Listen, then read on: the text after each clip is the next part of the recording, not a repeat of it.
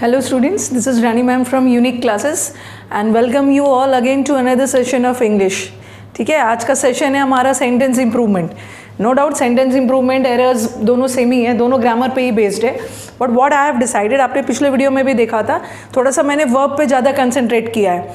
Taking into consideration your mains exams और not only mains, और भी जितने भी एग्जाम्स हैं वर्ब एक बहुत इंपॉर्टेंट रोल प्ले करता है. तो आज का हमारा सेंटेंस इंप्रूवमेंट है, दैट इज बेस्ड, जो भी मैंने एरर्स रखा है that is based on verb and tense. ठीक है, नो डाउट हम अपने सेंटेंस का टेंस क्या से डिसाइड करते हैं, तो सेंटेंस का टेंस भी हमारा वर्ब से ही डिसाइड होता है.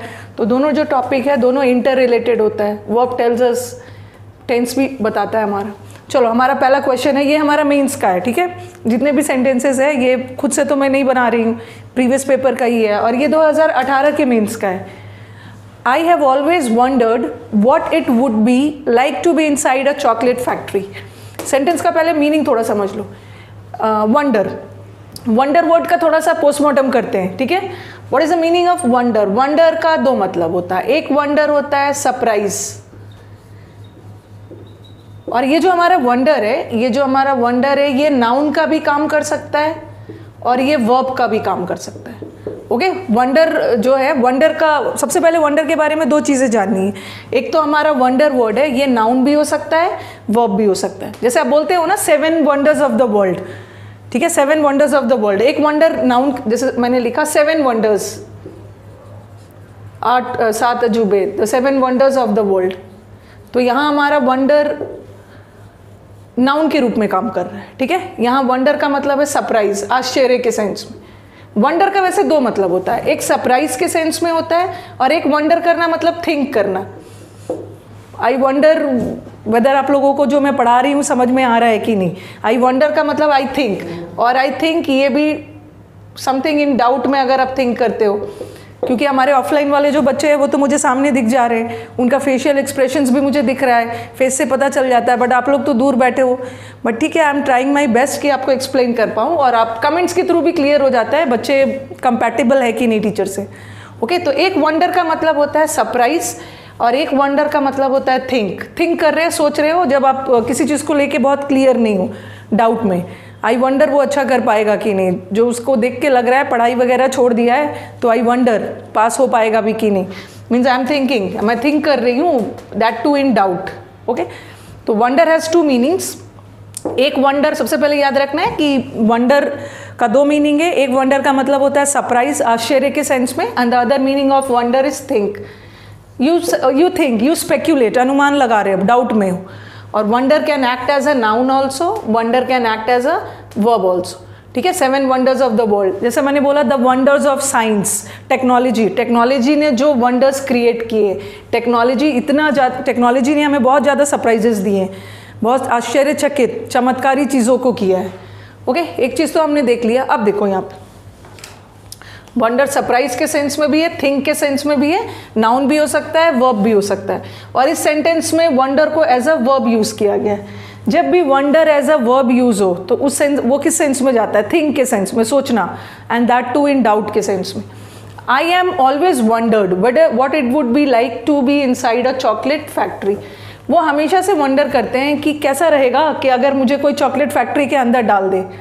मतलब अगर किसी चॉकलेट फैक्ट्री के अंदर हूँ, काश, जैसे बोलते हो ना, काश मैं चॉकलेट फैक्ट्री के अंदर होता है. जो हमारे चॉकलेट पसंद करने वाले लोग हैं, what it would be like, what it would be like मतलब कैसा होगा इफ़, अगर मुझे कोई चॉकलेट फैक्ट्री के अंदर ले जाए. तो आई हैव ऑलवेज, अब देखो इन्होंने वंडर को किस रूप में यूज़ किया. Here wonder has not been used as a noun, यहाँ वंडर को यूज़ किया है एज अ वर्ब. यहाँ भी हैव है, वंडर को एज अ वर्ब यूज़ किया है. वंडरिंग यहाँ भी ING लगा दिया है, यहाँ भी वर्ब के रूप में यूज़ किया है. बट डिफरेंस क्या है, आई हैव ऑलवेज वंडर, ये जो एक जगह है वंडर, और यहाँ वंडर सरप्राइज के सेंस में नहीं है. ठीक है, यहाँ वंडर सरप्राइज के सेंस में नहीं है, ये सोच रहे हैं. आई हैव ऑलवेज थॉट, मैं हमेशा से सोचता हूँ कि क्या, अगर कैसा होता अगर मैं किसी चॉकलेट फैक्ट्री के अंदर होता. वंडर है, एज अ वर्ब यूज़ किया है. ठीक है, इसे स्पेसिफाई करना ज़रूरी है, बिकॉज यहाँ पे वंडर एज अ नाउन नहीं है, आश्चर्य के सेंस में नहीं है. एक है हमारा वंडर्ड और एक है वंडरिंग. सब फॉर्म्स में डाला है इन्होंने। ये जो वंडर है V1 V2 मैंने आपको पुराने वाले वीडियोस में आप देख सकते हो डाला हुआ है। ये जो वंडर है हमारा V1 है, ठीक है, और वंडर्ड है हमारा V3 और वंडरिंग हमारा V4 है। और जैसे कि आप स्टूडेंट्स को पता है कि पहले तो हम अपने ऑप्शंस को छाटेंगे। बार बार मैं अपने बच्चों को बोलती हूँ ऑप्शंस को एलिमिनेट करो। ऑप्शंस एलिमिनेट करोगे आंसर की एक्यूरेसी बढ़ेगी, और एक्यूरेसी बढ़ेगी। आप देख रहे हो नॉर्मलाइजेशन भी हो रहा है, एक्यूरेसी पे भी आपको मार्क्स मिल रहे हैं। बच्चों का रॉ मार्क्स इतना हो रहा है, नॉर्मलाइजेशन के बाद मार्क्स भी बढ़ रहे हैं। एक्यूरेसी पे ध्यान देना है, ठीक है। आज ही नहीं, शुरू से ही, जब से नेगेटिव मार्किंग वाला एग्जाम्स होता है स्टूडेंट्स को बार बार बोलती हूँ एक्यूरेसी पे ध्यान देना है। अब देखो हैव के साथ अभी हम इसको बाद में छोड़ते हैं, पहले जो जो ऑप्शंस नहीं होगा उसको छांट लो। आई हैव ऑलवेज वंडर और हैज़ हैव हैड के बाद हमेशा वर्ब का थर्ड फॉर्म होता है। बट वंडर किस सेंस में? वंडर तो यहाँ वर्ब के सेंस में है और वंडर यहाँ पे V3 होना चाहिए, बट ये क्या है V1 है, तो ये तो ऐसे ही हट गया। होना V3 चाहिए था, बट ये V1 है। और अब कुछ बच्चों के दिमाग में ये भी आएगा कि मैम इसे हो सकता है नाउन के रूप में यूज़ हो। आई हैव वंडर मतलब मेरे पास कोई सरप्राइज़ है, बट ये सेंटेंस सरप्राइज के सेंस में जा ही नहीं रहा है, ठीक है, ये सोचने के सेंस में। आई हैव ऑलवेज वंडर्ड मतलब मैं हमेशा से सोचता हूँ, ओके, तो ये ऑप्शन हट गया। और ये देखो आई हैव ऑलवेज वंडरिंग और हैव के साथ तो ING होगा ही नहीं, आपका ये भी हट गया। अब आपके दिमाग में क्या आएगा? ठीक है, अब आपके दिमाग में आएगा या तो आंसर होगा I have always wondered, I am wondered या नो इम्प्रूवमेंट, ठीक है। अब इसको तो हम बाद में देखेंगे, पहले आप देख लो, अगर ये गलत है तो ऑटोमेटिकली नो इम्प्रूवमेंट आंसर होगा।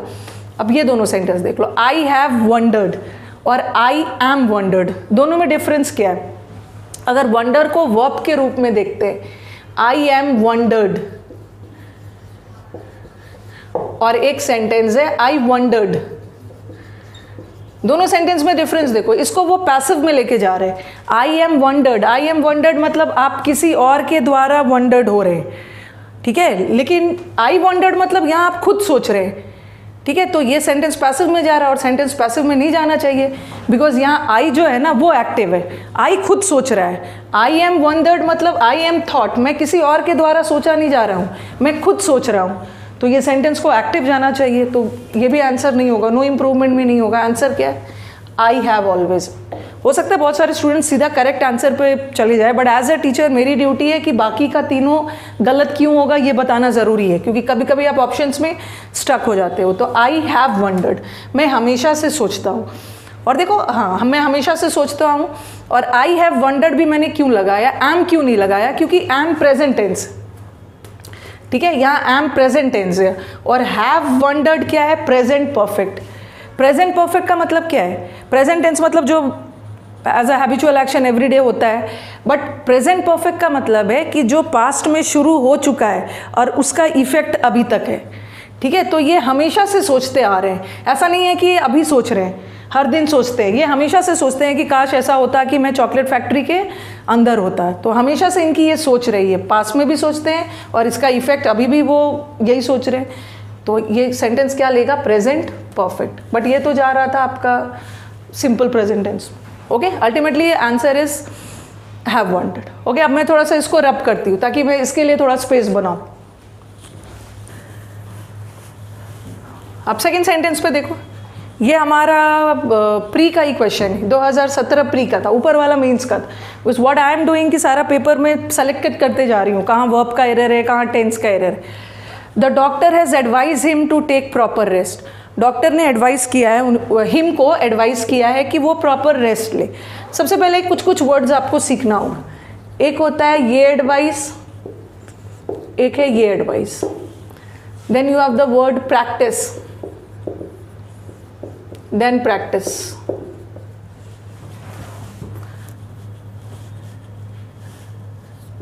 license,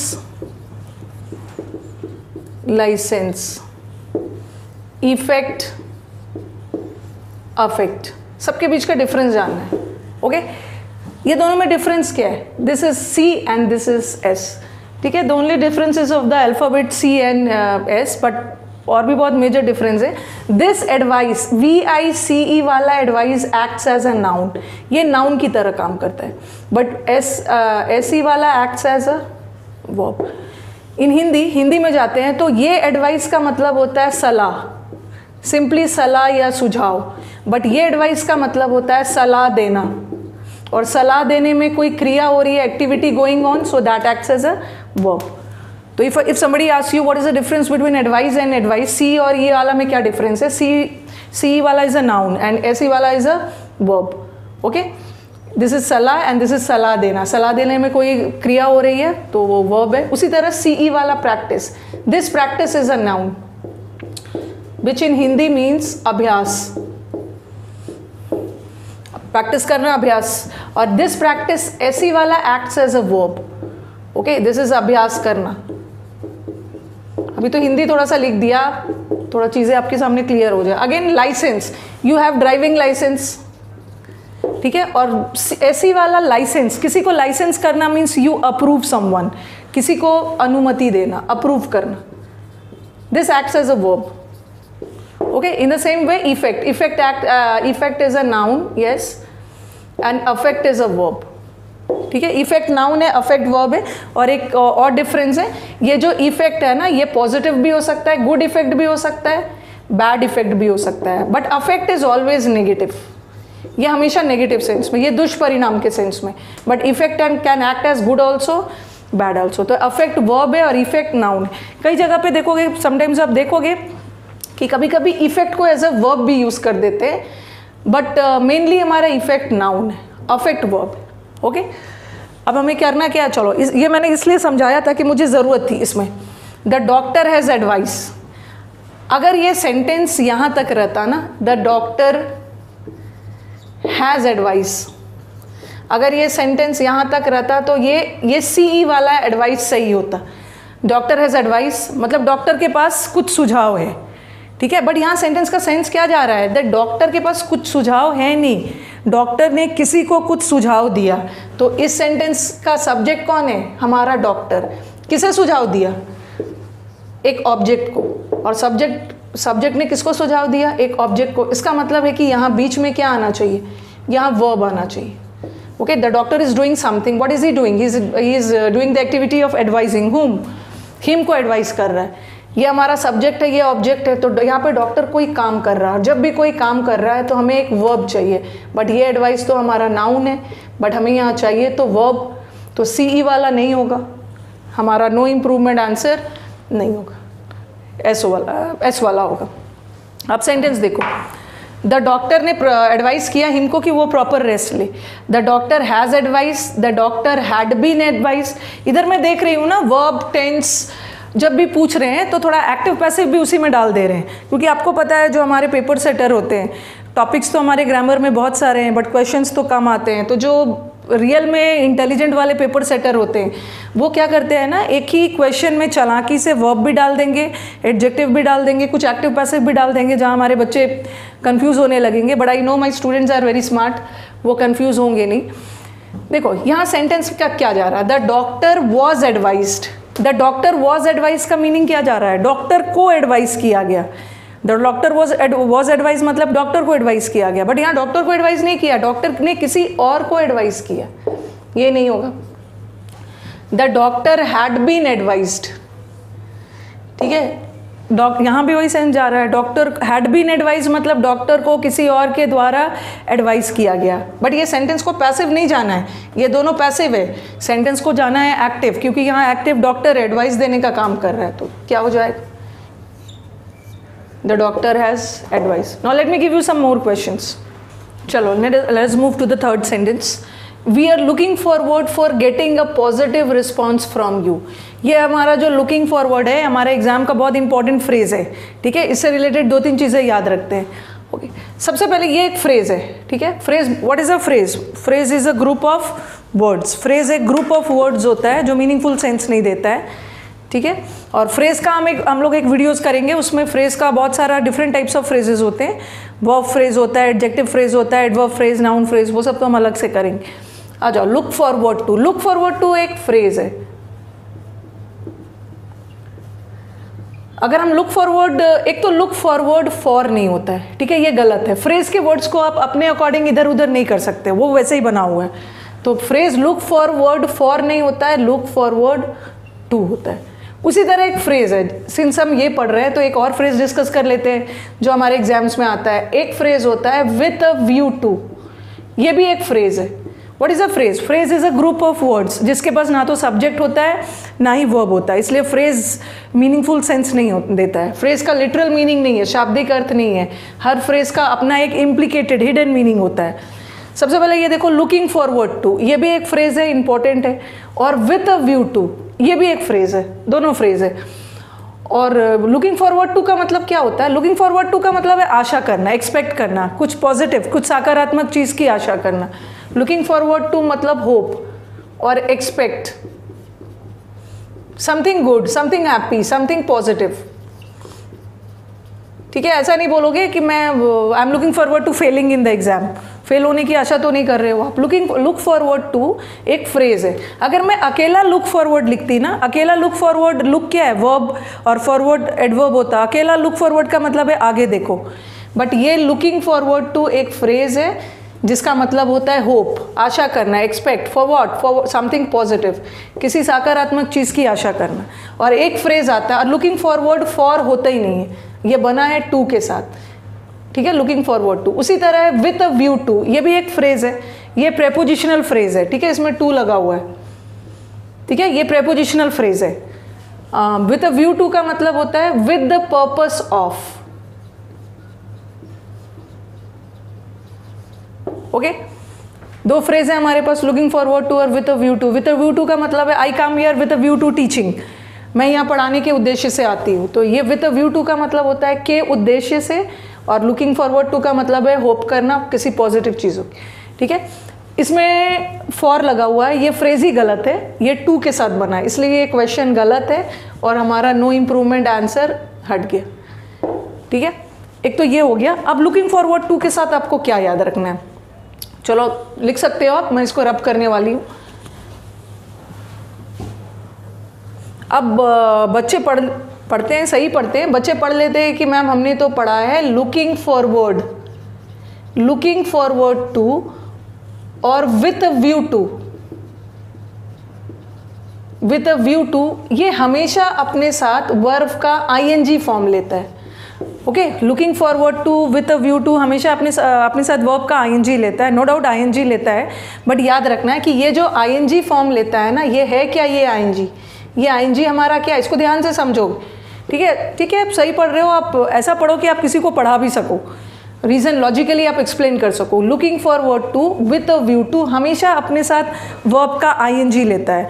और मैंने आपको प्रीवियस वीडियोस में बताया भी है, जीरेंट पार्टिसिपल वाले वीडियोस में, जो हमारा वर्ब का आईएनजी फॉर्म होता है, जो हमारा वर्ब का आईएनजी फॉर्म होता है, ये तीन चीज़ हो सकता है। या तो वो सेंटेंस में मेन वर्ब का काम करेगा, या तो वो जीरेंट का काम करेगा, या तो वो पार्टिसिपल का काम करेगा। एक वीडियो है, डिस्क्रिप्शन में जाके देखना, नॉन फाइनाइट का वीडियो है, वहाँ पे मैंने बताया है कि जहाँ भी आपको आईएनजी दिख गया, सबसे पहले आईएनजी है तो वो वर्ब है, लेकिन वो वर्ब होते हुए भी पार्टिसिपल का भी काम कर सकता है, जीरेंट का भी काम कर सकता है, और मेन वर्ब का। और जीरेंट पार्टिसिपल भी मैंने बहुत अच्छे से समझाया हुआ है।